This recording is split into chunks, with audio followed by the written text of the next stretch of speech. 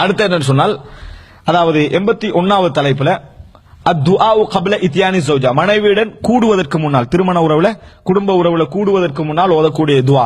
அதாவது குடும்ப உறவுல கூடுவதற்கு முன்னால் சொன்னா நம்ம திருமணம் முடிச்சு முதல் நாள் இரவுல கூடுறது மட்டும் என்ன செய்யல, குறிக்கல. நிறைய பேர் அப்படி விளங்கி வச்சுக்கிறாங்க. என்றைக்கெல்லாம் மனைவியோடு குடும்ப உறவில் ஈடுபடுகிறோமோ அன்றைக்கெல்லாம் இது என்ன செய்யும், குறிக்கும்.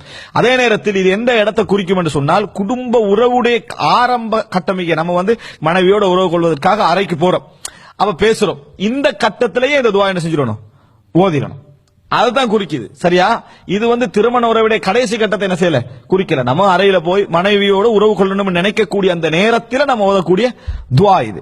அப்ப ரசூல் ஸல்லல்லாஹு அலைஹி வஸல்லம் சொல்றாங்க, புகாரில வருது 141வது இலக்கம், இப்னு அப்பாஸ் ரலியல்லாஹு அறிவிக்கிறாங்க, லவ் அன்ன அஹதக்கும் இதா அத்தா அஹ்லஹு கால பிஸ்மில்லாஹ், உங்கள் ஒருவர் தன் மனைவியோடு உறவு கொள்வதற்காக சென்றால் பிஸ்மில்லாஹ், அல்லாஹ்வின் பெயரை கொண்டு, அல்லாஹும்ம ஜன்னிபின ஷைத்தான வ ஜன்னிபிஷ் ஷைத்தான மா ரஸக்தனா, உறவில் கூட ஒரு நல்ல எதற்கு உறவு கொள்கிறோம் என்ற அதாவது ஒரு மனிதாபிமான ரீதியான ஒரு எதிர்கால நோக்கத்தை கொண்ட, நம்மளுக்கு குழந்தை கிடைக்கணும் என்ற ஒரு நல்ல எதிர்பார்ப்பு கொண்ட ஒரு நல்ல சூழலை இஸ்லாம் என்ன செய்து எடுத்து வச்சுது. உலகத்துல எந்த விஷயத்தை நீங்க எடுத்துக்கண்டாலும் சரி 3-4 வகையில் அணுகலாம்.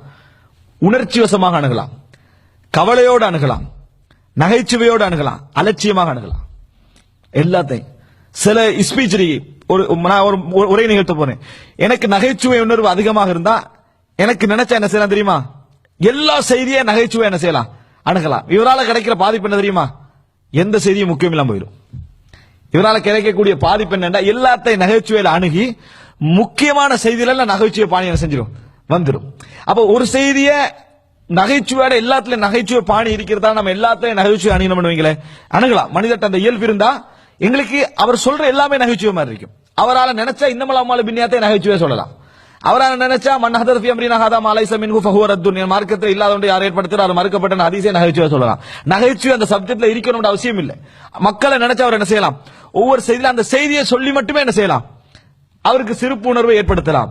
மனிதன் என்ன யோசிக்கிறோம், என்கிட்ட இந்த ஆற்றல் இருக்குது, நான் இதுல கவனமா இருக்கணும், என்னைய அப்படி அணுகத்தான் என் மனசு என்ன செய்யும், சொல்லும். ஒன்று. இரண்டாவது, உணர்ச்சி வசமாக எல்லாத்திலையும் அணுகலாம். அவர் என்ன செய்யற, சர்வசாதாரணமான விஷயங்களுக்கெல்லாம் உணர்ச்சி வசப்பட்டு அணுகின என்ன நடக்கும் தெரியுமா, இன்னமலாமால் பின்னியாத்துல மக்கள் அவருக்கு அள வைக்கலாம், விளங்கிட்டானே, அல்லது இந்த டென்ஷனாக வைக்கலாம். ஏன், அவர்கிட்ட எல்லா விஷயத்திலையும் உணர்ச்சி வசமாக அணுகக்கூடிய தன்மை இருந்தால் எல்லாத்தையும் கவலையாக அணுகலாம், எல்லாவற்றையும் கவலையா. அப்ப என்ன செய்யும், நான் ஏற்கனவே சொன்ன மாதிரி என்னது, ரசூல் ஸல்லல்லாஹு அலைஹி வஸல்லமோட மகிழ்ச்சியான சம்பவங்கள்ல கூட கண்ணீர் என்ன செய்யலாம், வர வைக்கலாம். அவற்றை இயல்பிலே அது இருந்தா அவர்கிட்ட இத அலட்சியமாக அணுகலாம். எதுவுமே முக்கியம் இல்ல, எதுவுமே முக்கியம் இல்லைன்னு என்ன செய்யலாம், அணுகலாம். எனவே எது நல்லது தெரியுமா, நகைச்சுவை உணர்வு எவ்வளவு இருந்தாலும் சரி, அலட்சியப்படுத்தக்கூடிய ஆற்றல் எவ்வளவு இருந்தாலும் சரி, கவலையாக அணுகக்கூடிய எது ஆற்றல் இருந்தாலும், உணர்ச்சி வசமாக அணுகக்கூடிய ஆற்றல் இருந்தாலும் ஒருத்த என்ன செய்யணும்டா, இதை நிர்வகிச்சு கொள்ளணும். இது கவலைக்குரிய செய்தி, இது கவலையாக மட்டும்தான் நான் என்ன செய்யணும், அணுகணும்.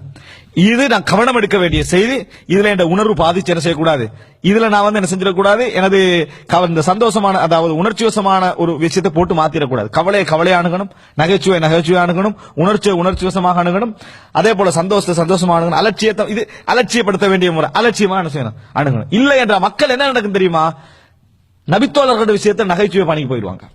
நடந்துக்கு எல்லாத்தையும் நகைச்சுவை அணுகி, உதாரணமான ஒரு விஷயம் சொல்றேன், சரி இதை நான் சொல்லணும்னே நினைச்ச ஒரு செய்தி. ரசூல் ஸல்லல்லாஹு அலைஹி வஸல்லம் ஒரு முறை தொழுதுட்டிக்கிறாங்க. தொழுதுட்டு முடிஞ்ச உடனே ரசூலுல்லாஹ்க்கு டிஸ்டர்ப் ஆகுது, பின்னால் ஒருவர் ஓதுறாரு. திரும்பி ரசூலுல்லாஹ் தொழுது முடிஞ்ச கேட்டாங்க, மாலி உனாசியா, யார் இந்த மாதிரி என்னது நான் ஓதக்குள்ள ஓதுனேன், எனக்கு டிஸ்டர்ப் ஆக இருந்தது அப்படின்னு ரசூலுல்லாஹ் சொல்றாங்க. சஹாபாக்கள் மௌனமாயிக்கிறாங்க. அவர் ரசூலுல்லாஹ் கேட்கிறாங்க. அப்ப கேட்ட உடனே சஹாபாக்கள் என்ன செய்யறாங்கன்னா, ஒருத்தரை காட்டுறாரு, இவர் தான் சொல்லி. இது ஒரு ஆள் எப்படி அணுகிறாருண்டா, ரசூலுல்லாஹ் கேட்கிறாங்க, யாரு இந்த மாதிரி டிஸ்டர்ப் பண்ணு, இந்த ஆள் தான் அப்படின்னு சஹாபாக்கள் சொன்னார்கள் அப்படின்னு சிரிப்பு வந்துரு. அப்படி சொன்னா சிரிப்பு வந்துடும். ஆனா நபித்தோழர்களை ஜோக்கா எடுத்துருவாங்க, நபித்தோழர்களை ஜோக்கா எடுத்துருவாங்க. ஏன், வசனம் சரி, இந்த ஆள் தான் சொன்னாங்க, அவங்க இந்த ஆள் தான் சொன்னாங்க, ரசூலுல்லாஹ் காட்டி தான் கொடுத்தான். அணுகல் எப்படி இருந்தது, நகைச்சுவை அணுகல். என்ன நடக்கும் எங்களுக்கு, நபித்தோழர் தொழுகை போறோம், நம்ம விளையாடின மாதிரி விளையாடிக்கணும், இந்த மாதிரி என்ன செஞ்சிடும் ஆகிரும். அணுகல் சரியா இருக்கணும். நபித்தோழர் என்ன சொன்னாங்கடா, இவர் தான் சொன்னாரு, அல்லாஹ்வின் தூதரே இவர் தான் சொன்னார். இந்த அணுகல் எப்படி இருக்கும், அந்த செய்தியை ஒழுங்கான வடிவத்தில் கொடுக்கும். இத மாதிரி அணுகலாம், இவர்தான் சொன்னார்கள் அணுகலாம். விளங்கிட்டா என்ன நடந்துரும், சம்பந்தம் இல்லாத முக்கியத்துவம் அந்த செய்திக்கு என்ன செஞ்சிருவோம், கொடுத்துருவோம். நல்லா புரிஞ்சுங்க, ஒரு செய்தியை நம்ம கவனமா இருக்கணும் எப்படி அணுகிறாரு. சில நேரத்தில் கொஞ்சம் அழுத்தமா அணுகினா அழுக வந்துடும் அந்த செய்திக்கு. அந்த செய்திக்கு அழுக வந்துடும். அணுகுதல்ல உள்ள பிரச்சனை அது. செய்தி நம்ம நினைக்கணும் இது கவலைக்குரிய செய்தியா, ரசூலுல்லாஹ் கவலைக்கு சொன்னாங்களா?